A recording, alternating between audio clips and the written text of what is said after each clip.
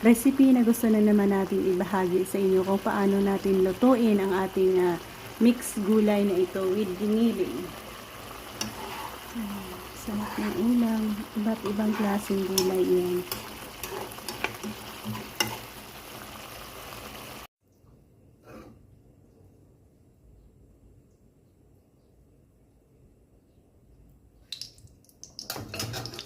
Onion, garlic, kamatis. Yan ang una natin igisa.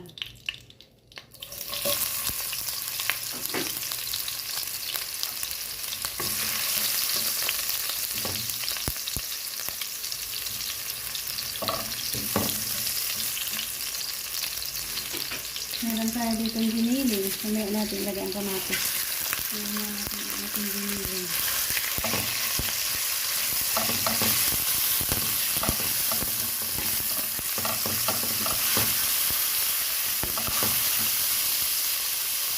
Yan natin ang kamatis.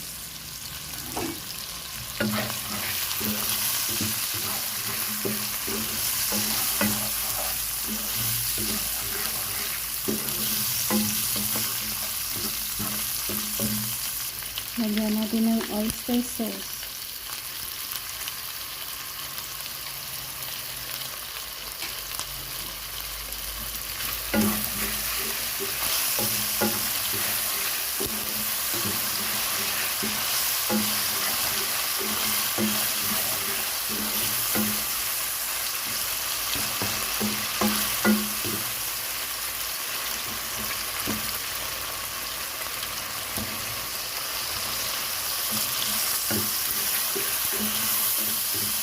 Pwede na natin i-add ang ating mixed gulay.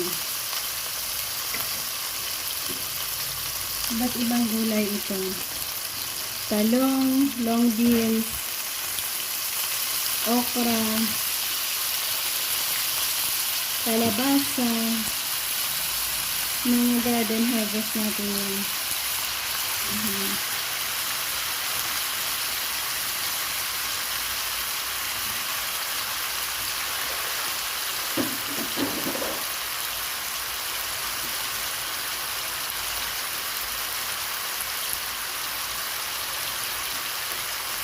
Meron tayo dito ang ampalaya.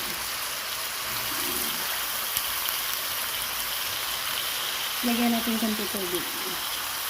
Sapat para sa pagpapalambot at hindi masunog sila. Takpan.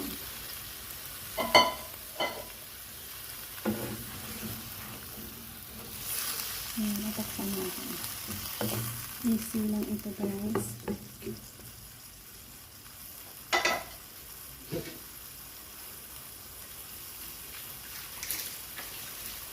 Pwede na mahal. Ganyan kasarap ang ating niluluto, guys. Mix gulay-gulay na naman iyan.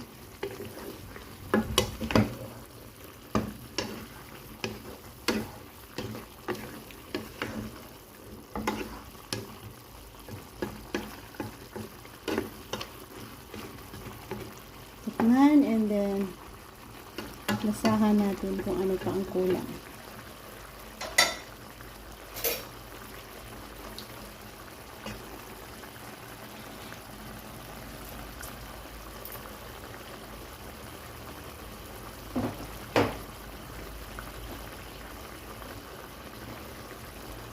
Naman tayo sa konting asin.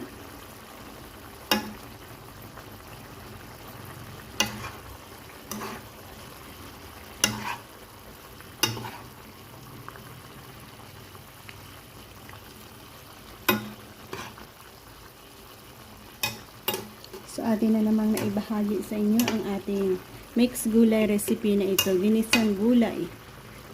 Thank you again and God bless us all.